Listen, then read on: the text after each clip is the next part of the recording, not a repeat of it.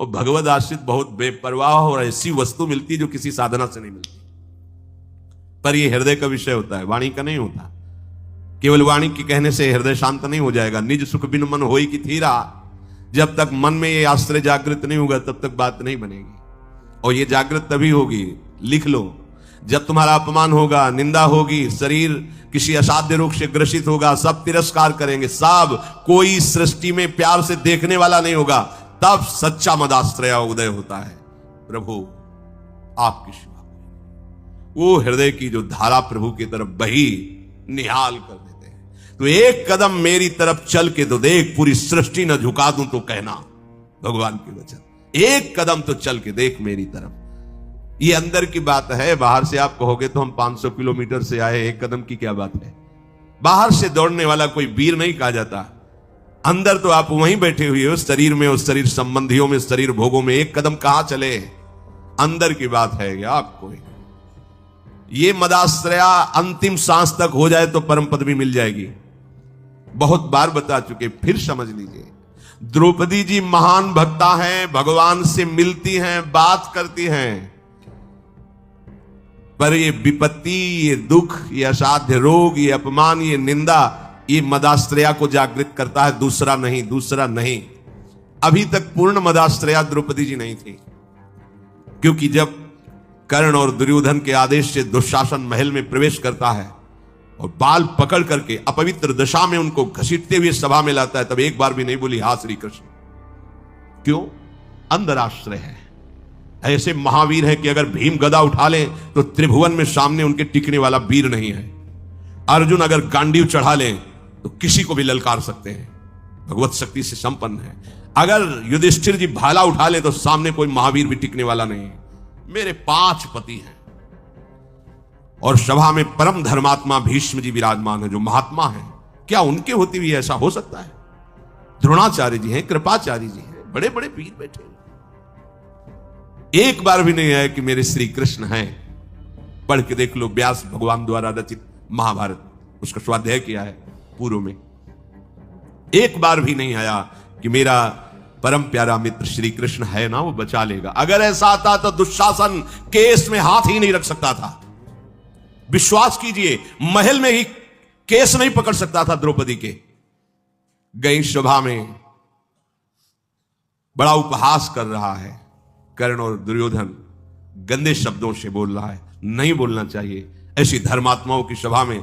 ऐसी महान देवी को ऐसे शब्द नहीं बोलने चाहिए, बड़े अपवित्र शब्द बोले। तब उनकी दृष्टि गई तो 5 पति सर झुकाए बैठे हैं, कोई देख भी नहीं रहा है। कृपाचार्य, द्रोणाचार्य सदगुरु हैं, पिता की तरह हैं, कोई नहीं बोल रहा। भीष्म जी की तरफ देखा और कहा, मैं केवल इतना पूछना चाहती हूं कि क्या केवल महाराज युधिष्ठिर को अधिकार है मुझे हारने का? क्या यह धर्म है? अगर है तो आप केवल बोल दीजिए, मैं सब कुछ सह जाऊंगी। अगर धर्म नहीं तो मैं समर्थ हूं, हर एक को दंड देने में समर्थ हूं। कान में लग करके गांधारी जी ने बाद में कहा था, धृतराष्ट्र जैसे कि होश में हो जा, पूरी सभा को भस्म करने की सामर्थ्य द्रौपदी रखती है, क्योंकि वो महान देवी कोई साधारण मां के गर्भ से पैदा हुई नहीं, यज्ञ से प्रकट हुई है। कहां कोई बात सुनने वाला? खींच रहा है दुशासन, 10,000 हाथियों का बल रखता है। द्रौपदी जी हाथ से पकड़े हुए थक गई। सोचा आप क्या, अभी मदाश्रया नहीं जागृत हुआ, एक बार भी कृष्ण याद नहीं आए, दांत से पकड़ लिया। अब लगा कि अब की बार के झटके में दांत से भी छूट जाएगी। स्वयं छोड़ दिया और कहा, हे गोविंद द्वारिकावासी। सेकंड नहीं लगा, भगवान का वस्त्रावतार हो गया। मदाश्रया सीधे भगवत प्राप्ति। कोई भी, कहीं भी, कैसे भी। मदाश्रया के लिए शर्त नहीं है कि आप किस जन्म, किस कुल में, किस क्या कुछ, कहीं भी हो, कोई भी हो, कैसे भी हो, भगवत प्राप्ति के लिए सिद्ध बात है भगवान का आश्रय।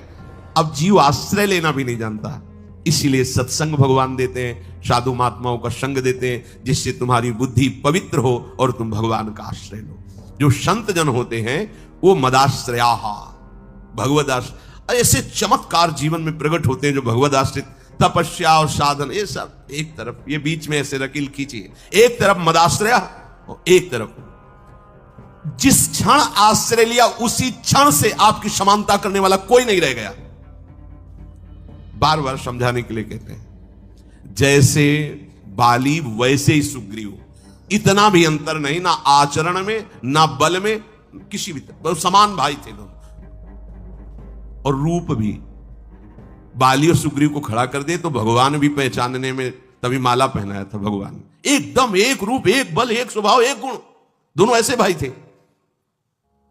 जब भगवान ने बाण मारा, सामने देखा कोटि कंदर्प दमनी मर्यादा पुरुषोत्तम भगवान, गंभीर मुद्रा, तो हृदय में तो महान प्रीति है, बड़ा प्रसन्न है कि वैसे तो मैं इस लायक ही नहीं था, जो योगियों के ध्यान में नहीं आते, हमारे सामने खड़े हैं, पर थोड़ा इनसे बात भी तो कर ले। तो कहा, प्रभु सुन रखा है कि आप समदर्शी हो, पर आज आपकी समदर्शिता दिखाई नहीं दे रही, पक्षपात दिखाई दे रहा है। मेरा भाई है, पता नहीं आप जानते हैं पूर्ण रूप से कि नहीं, पर मैं जानता हूं क्योंकि साथ ही खेला हूं। मेरे आचरणों से उसके कम आचरण नहीं है, जैसा मैं वैसे ही मेरा भाई, मैं जानता हूं। पर ये क्या, एक का पक्षपात लेके छुप के हमारी छाती में बाण मारा, मैं बैरी सुग्रीव प्यारा, क्या कारण? एक शब्द यही भगवान का था, ऐ देहाभिमानी, तूने सुन नहीं रखा था कि ये मेरी शरण में हो गया है। अभी अभी हुआ है, कोई तपस्या नहीं, कोई साधना नहीं, और हुआ कैसे? महाभागवत हनुमान जी के द्वारा कराया गया। बस ये मदाश्रया शब्द बहुत बड़ा है, बहुत बड़ा, बस इसका परिचय नहीं मिल पाता है। ये कैसे हो, ऐसा लगता है। हाँ, अब क्या करूं? तब साधन बताया जाता है, करो, क्योंकि तुम्हारा करने में राग है। जब करते करते हार जाओगे, तब फिर यही शब्द बताया जाएगा, मदाश्रया, हो जाओ भगवान की।